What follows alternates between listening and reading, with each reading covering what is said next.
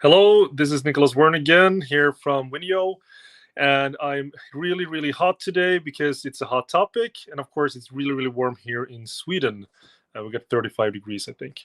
And today I'm going to cover the five major benefits of digital twins. At least try to. There are a couple of bonus items at the end, so we'll see how this goes. And just for those who are listening in, either live or the ones afterwards, welcome and so thank you so much for being here. And if you have any comments, please, please, please post them in the comment section. And yeah, right now I'm focusing a lot on the energy grid side. Having the NZT work, up and running, hopefully in 3 to 4 months. That is a decentralized crypto play, which is really really interesting.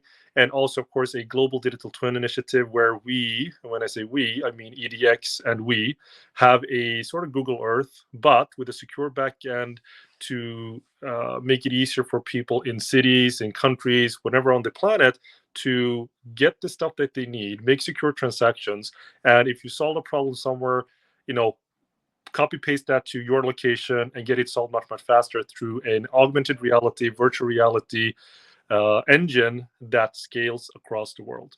But again, today we're going to talk about the five major benefits with digital twins. So the first one, and let's illustrate this by holding up a finger and saying the first one is explainability.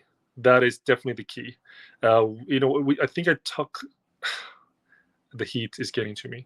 I think I talked about it the last time where we said all the people are using their own domain specific tools when trying to explain something. That never works. I mean, it might work in their own domain, but it never works cross domain. So the benefits of having a digital twin perspective that actually looks like reality means that you can actually explain something that is very, very complex to basically all stakeholders that reside within that domain or also outside that domain.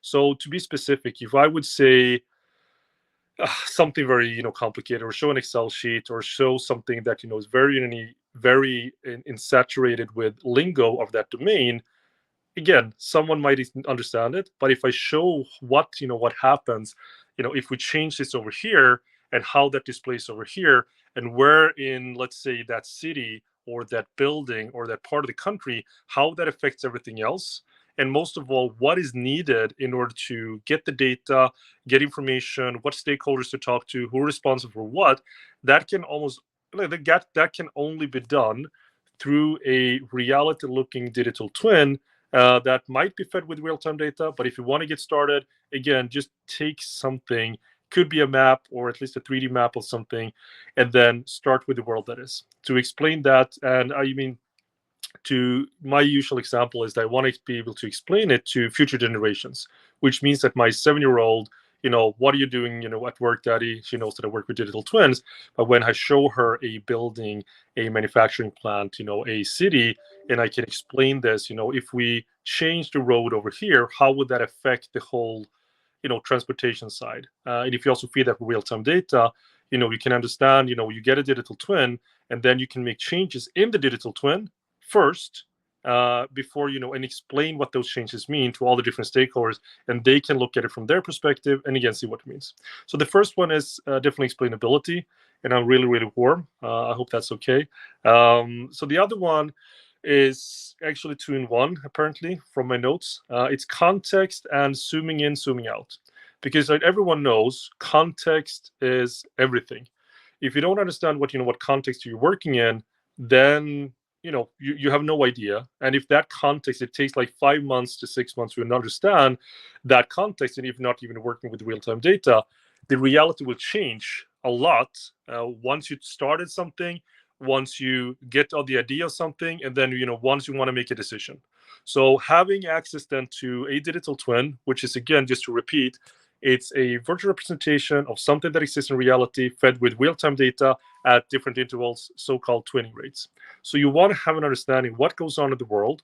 You want to be able to understand, what we're doing at that part of the world, and you want to be able to zoom in. So here's an example.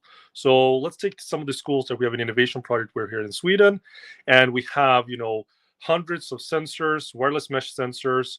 We have an edge gateway. We have radiators where we can actuate and control them in real time anywhere on the planet, remote.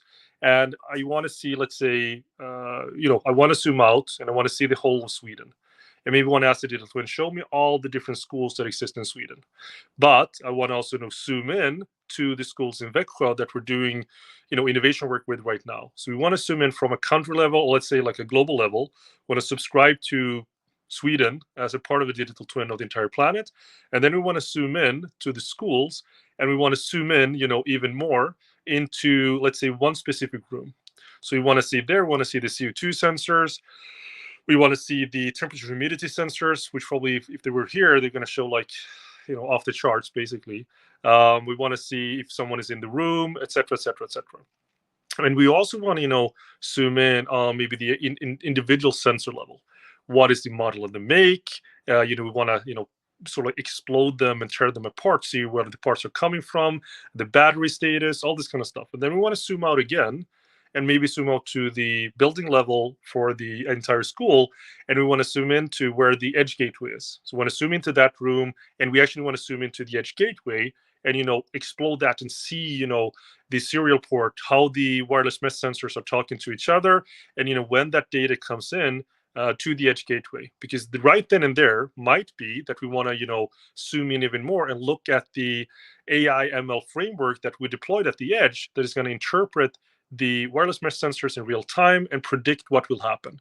So again, now I zoomed out. Well, now I zoomed in, but now I want to zoom out again and want to look at a manufacturing plant in North Carolina, right? So I zoom out to a global level, and then I find that, and I zoom in and then look at that stuff. So this is basically the benefits if you work with digital twins, that everything is in the same domain, right? Usually when we go to school, when we work, everything is in separate domains, and we can't really make sure, or we can't really figure out how are these things tied together.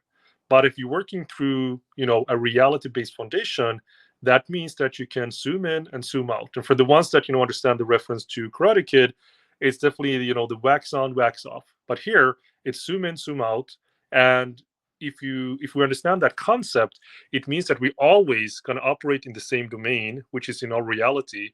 And if we start with interoperable ways of working with 3D models as the core, and also feeding that with real-time data that is standardized and interoperable, we're going to get one domain to some extent that we can operate in. Anyway, so the zoom in and zoom out is the sort of like the major benefits, or I would say like maybe this is more recommendations what to do with digital twinning. And the benefits, of course, would be that people can stay in their comfort zone. They don't have to go outside their comfort zone. They can stay in their comfort zone and describe their reality in a way that everyone else makes sense, right? Everyone can understand what that means. So number one, explainability. Number two is related to zoom in, zoom out, because you would make people understand, or make people have the ability to stay in their comfort zone and not go out of it, right? So the third one is, actually that was the third one, people stay in their comfort zone. So maybe I'll expand a little bit more about that one. So usually if you're on LinkedIn, probably how you found this LinkedIn Live, everyone is saying that you should learn about AI. You should learn about IoT. Maybe you should learn about, 5G. Maybe you should learn about something else in the buzzword bingo realm. I think all of this stuff is, it's not productive, and I don't think that's the way to go. It could be if someone is interested, but if someone then have spent their life mastering AI, machine learning, IoT, blockchain, crypto, whatever that might mean, then they should be the experts that you consult in these matters. And these experts know everything about their domain, but they probably have no idea what you are doing, right? And I believe that everyone should just stay in their comfort zone, describe what they do in a way that someone else can understand, which again goes back to the digital twin. So if everyone create a digital twin of their part of the world, describe their side without stepping outside their comfort zone, we can work with each other. We can leverage each other's background and each other's talent, and everyone, hopefully, in a utopian world, can, focus on what they want to do, what they love to do, and work better with others. Okay, so that's one of the benefits with staying in their comfort zone. And now I'm just going to find my notes here. So the third one, that was the third one. So the fourth one is de-risk everything and virtual first, approach. So again, what that means is that, again, we take in, let's say, stay with the schools, and we want to, be able to predict and see, okay, what happens if we knock down this wall? What will that do with the people flow in the building? Or what will, this do if we knock down, half of this and we do a rebuild over here? What will that do to the indoor air temperature? Or how will that affect, so like where the sun is going to come in, all this kind of stuff. So instead of building it first, and seeing what that works and how would that affect everything, we want to simulate this, right? But we don't want to just want to run a simulation based on mock data. Of course we want to do that with real-time data. So before we want to simulate, we want to emulate, if that is possible, if something exists in reality already. So we want to emulate the existing reality. Then we want to simulate this. We want to create something in a virtual environment so we can test things out. That is like one of the biggest benefits with digital twins. And I think I mentioned that the last time as well, that it's not only simulation, that we can try out different scenarios and we can see and explain this to the different domains that exist. Because again, if you run a simulation something in an environment and you can't really explain it to all the different stakeholders that are in this environment, that happens all the time. This is why budgets are not being approved, because the ones that have the problem, they don't know how to advocate for it. They don't know how to explain this to the ones that are decision makers, because it's too complex and they don't understand it. Whilst we have a digital twin, the explainability part to the ones that can stay in the comfort zone is right then and there. And if you again can say, okay, if we want to take this decision, right, and we want to invest, blah blah blah, in rebuilding this bridge, this school, or we want to build like 5 new schools here, or again we want to tear down these walls because we see that's going to impact the way that we work in the school, right? We see that they, maybe based on the real-time data, we've seen that these are not used as much. Or if we tear down this wall here, or we change some stuff, if it's modular enough, we can reach 98% space optimization or something like that. And then having that done in a virtual environment, of course, saves a lot of time, saves a lot of money, and it de-risks the whole project. And that's the first part of simulation. The other part is, again, when you have all this data and you work with, again, like the more advanced stuff with agent-based modeling and multi-agent systems and more artificial intelligence and machine learning aspect, that's also when you can ask the digital twin. So you have all the real-time data from the school, and you say, okay, knowing all this kind of stuff, and also tying in weather and everything from the context, and you have everything run in this multi, again, agent system, then you can ask the digital twins, okay, in order to reach maximum space efficiency, what should the floor plan look like? And the digital twin will get you the answer in a way that you would understand and show you the answer. So, and you can be like, okay, how do we reach maximum energy efficiency, right? Again, the digital twin will, do all the calculations, try out all the different variations that a human person would never think of, or it would take a lot of time to get to that point. And again, the digital twin would give you the answer back without having done anything in the real world. You do everything in the digital twin, and if you feel like it, because I have to throw it in there. Sorry, Todd. Is the metaverse, right? You collaborate together based on the real-time data, etc., etc. So doing virtual first everything, and utilizing digital twins based on an emulated reality would allow you to simulate stuff and not having to do stuff in the real world first. And again, like, this all ties together. So we have the explainability part. We have people that can stay in their comfort zone.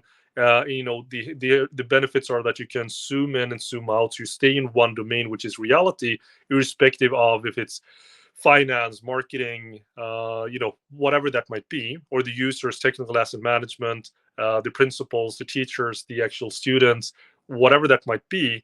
It doesn't matter. Everyone that is in that context would have an understanding of what's going on, and do virtual first everything. So the last one is, of course, faster time to value creation, right? Because to be honest, I think the technical asset manager that we're working on with the school projects, he just said, one brutal, beautiful thing is just, Nicholas, again, I just want the same interface that I use. And, I have the same interface as the users of the school. Because today we have our own stuff. right? We have the energy stuff, we have the building automation systems, possibly the building management systems, maybe a IoT interface, maybe a weather app, maybe all these kind of things that is very hard for everyone else to understand. Maybe not the weather app, but everything else.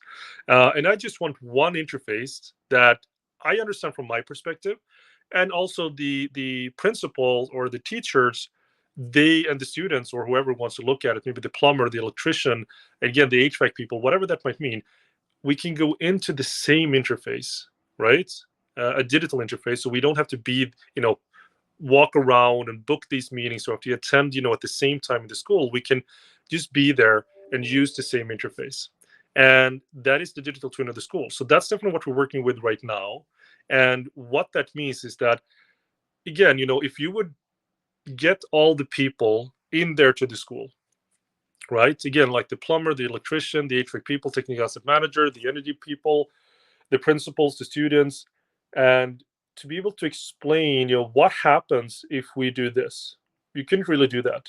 You would have to go back. Someone had to calculate it, and then you would have to match the time. Someone is being sick, so it's beginning to postpone, and then of course the decision making would take forever. It's just like that is it's again like a digital twin is just mimicking reality, but with real-time data, and allows you to do a lot of different things. What It's the same things, right? It's the same things that you're doing in the real world today. It's just that you can invite not just the people that are there on site. If you have like a global, the best HVAC person in the world that might be Bryce Anderson from Australia, and you want to get him to Vecron, and says like, well, it's the middle of pandemic, I can't get there. Maybe in 1.5 year, after the backlog and everything. Well, can't you just take 30 minutes? You can go in here and see everything that you would in if you were here, really, and then just weigh in, and we can bring in some other people so you can talk about this, and they can also, respond to like, we don't do that here in Sweden, or like we're not, that far ahead with BACnet. Is there some other alternative? What are the best, PLCs, or what do you call it in English, duckar in Swedish. Anyway, what are the best edge gateways that we want to put in? What is interoperability? And we can talk about that specifically for that building without him having to travel to Sweden, right? And again, what is the difference here? The difference when I say faster time to value creation is, again, that we can just get the right people in. We can feed different data streams into that reality, and we can make the same decisions that would otherwise take, I don't know, 2 to 5 years, honestly, because you're getting all the right people together, getting all the different data streams together, hunting for the right data that you have to validate over and over again.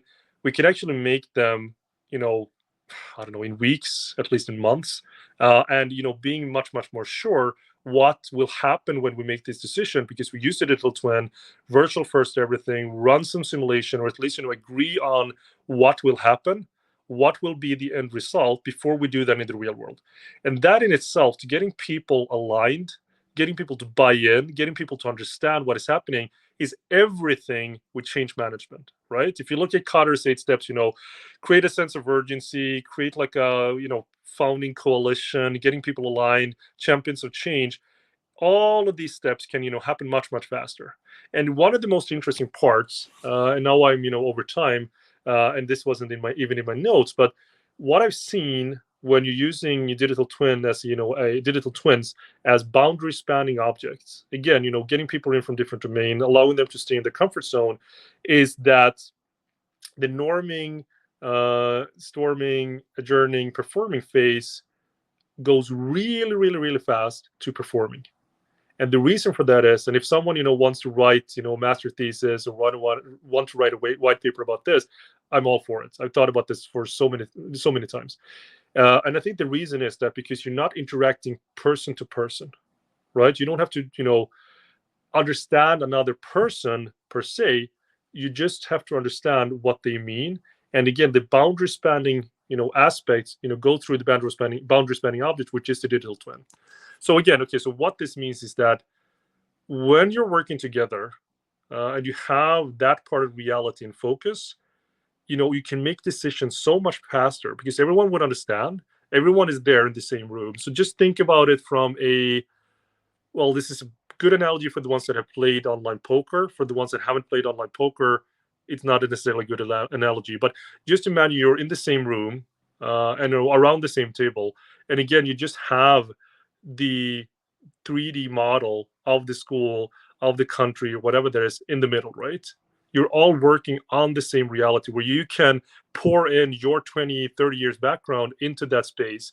And, everyone can, chip in and understand what this is and take turns in understanding these kind of things. And, if you change something here, then everyone would see how that change would reflect in the digital reality. And they can just directly say, okay, once you change this, this happens over here, so we can't do that. But what we could do is we change it over here, we can do this, and then everyone can just say, oh, okay, yeah, that makes sense, and you can level up, right? You can level up so much faster because this otherwise would have taken forever. Might be you make a decision that's going to have an effect on everyone, and in just like in 2 years, you're going to say this was a bad decision. We shouldn't have made that decision altogether because we should have done this. Why didn't we do that? And the number one reason for that is you're not engaging with people cross domain, right? You're stuck in the processes and the hierarchy and the same culture with the same people and the same systems. So going back to what we talked about last week, utilizing digital twins would allow you to scale across domains, have the explainability part done for basically everyone, allow people to stay in their comfort zone, invite to innovate on a global scale, and de-risk everything by running virtual first strategies, and of course simulate the future based on an emulated reality, which leads to faster time to value creation. So those were just some of the recommendations or like the major benefits with digital twinning that I wanted to talk about today. And again, reach out to me if you have any questions about digital twins, AI, IoT, definitely smart buildings, and the whole real estate life cycle, smart grid aspects. And now again, we're doing a decentralized autonomous organization play to accelerate energy efficiency worldwide through a real-time insight foundation globally.